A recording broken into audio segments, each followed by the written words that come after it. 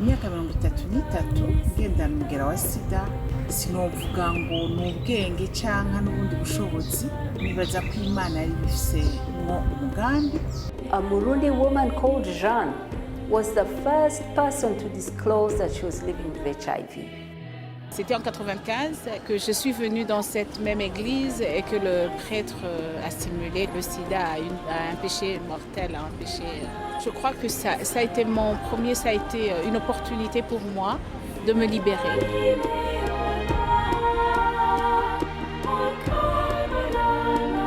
Et le médecin m'appelle en me disant « Il faut que je vous voie, mais avec votre mari ». Donc il est décédé même à la maison, pas à l'hôpital. On était au stade où à l'hôpital on ne voulait pas. On te disait ça ne sert à rien de l'amener.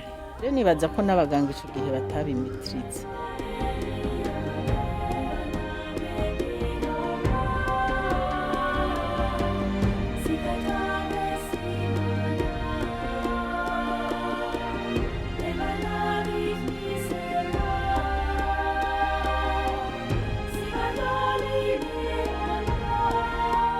And raising orphans as well as caring for the sick.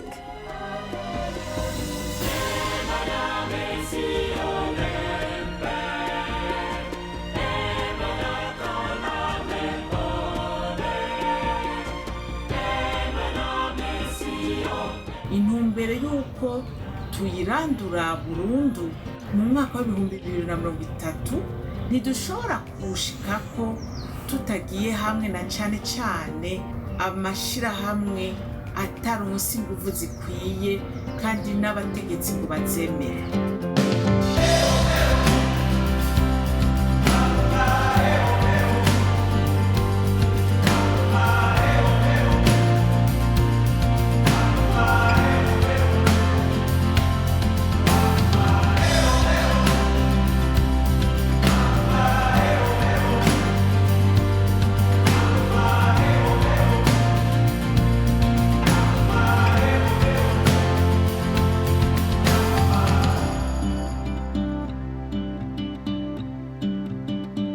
Today, Jeanne is holding leaders accountable and fighting for the right to health care.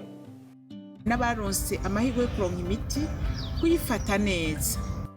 Pioneers like Jeanne have been joined by younger leaders. On a beaucoup travaillé avec l'ANSS parce que l'ANSS est l'une des associations qui a commencé la prise en charge médicale.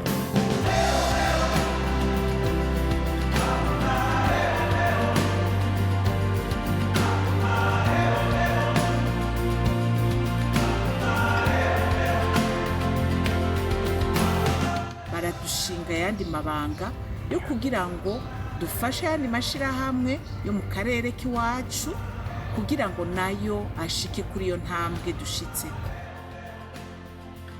Tujejwe u Rwanda, tujejwe Chad, Cameroun, Centrafrique, Congo Brazzaville na Congo Kinshasa. Ni Burundi rero tubandanya dufasha. Uno munsi tugira amahirwe iyo umuntu bamenye yuko agendana umugera wa sida hakiri kare akavugwa n'ukuri aragenda akabaho nk'abandi kandi na cane bikamubuza kwanduza abandi. Nitutegera abanyagihugu ngo dukomeze amashirahamwe ntavyo tuzoshikaho. Kumira umuntu agendana umugera wa sida ntaco bimaze. Uwo muntu wese yikeka icoba caramushikiye yipimisha hakiri kare.